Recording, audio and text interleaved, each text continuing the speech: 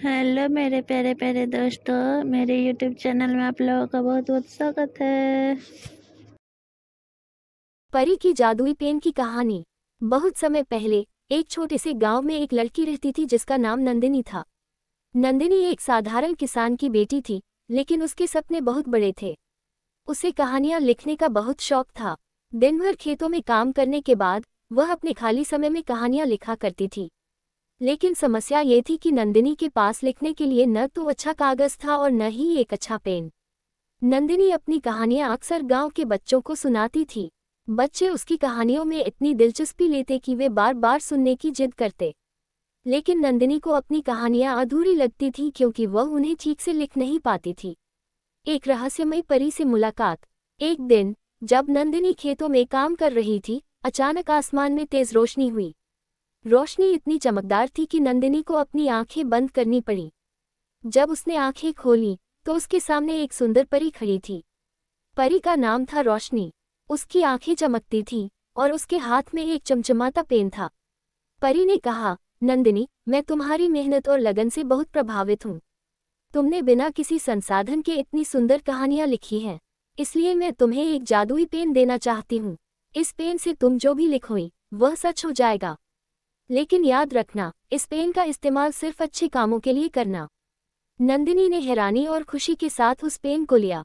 उसने परी को धन्यवाद दिया और वादा किया कि वह पेन का उपयोग केवल अच्छे उद्देश्यों के लिए करेगी। जादुई पेन का पहला प्रयोग। घर लौटने के बाद नंदिनी ने सबसे पहले एक नई कहानी लिखने की सोची। उसने पेन उठाया और कागज पर लिखा, गांव में हर जगह खुशहाली हो और किसी को भूखा न सोना पड़े। जैसे ही उसने ये लिखा, जादुई पेन से सुनहरी रोशनी निकली और अचानक पूरे गांव में अनाज की बोरियां भर गईं। सभी गांव वाले हैरान थे और नंदिनी की बहुत तारीफ करने लगे। सपनों को साकार करने का सफर। अब नंदिनी ने अपनी कहानियों से दूसरों की मदद करना शुरू कर दिया। वह हर दिन कुछ नया लिखती और लोगों की समस्याओं को हल करती। एक बार गांव में पानी की समस्या हो गई थी।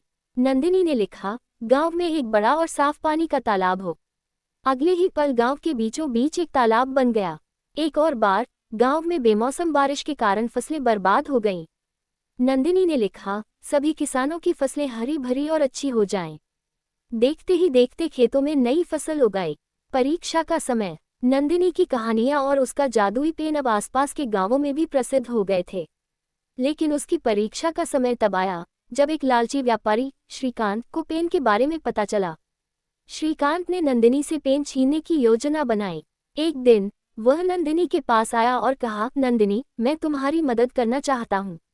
मुझे ये जादुई पेन दो ताकि मैं पूरे राज्य की गरीबी दूर कर सकूं।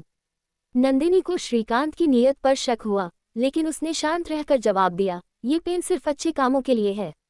मैं इसे किसी को नहीं दे सकती। श्रीकांत ने धोखे से पेन चुराने की कोशिश की, लेकिन जैसे ही उसने पेन को छुआ, वह जलने जैसा महसूस करने लगा। परी रोशनी ने नंदिनी की मदद की और श्रीकांत को सजा दी। अंतिम संदेश। नंदिनी ने अपने जादुई पेन का इस्तेमाल हमेशा अच्छे कामों के लिए किया। उसने न केवल अपने गांव को, बल्कि आसपास के कई गांवों को खुशहाल बना दिया। उसकी कहानियां इतनी प्रेरणादायक थीं कि लोग उन्हें सुनने के लिए दूर दूर से आते थे। एक दिन परी रोशनी फिर से प्रकट हुई और कहा, नंदिनी, तुमने पेन का इस्तेमाल बहुत समझदारी से किया। अब समय आ गया है कि यह पेन किसी और जरूरतमंद को दिया जाए। नंदिनी ने खुशी खुशी पेन लौटा दिया और वादा किया कि वह अपनी कहानियां लिखना कभी बंद नहीं करेगी। नंदिनी की मेहनत, ईमानदारी और कहानियां हमेशा लोगों के दिलों में जिंदा रहीं।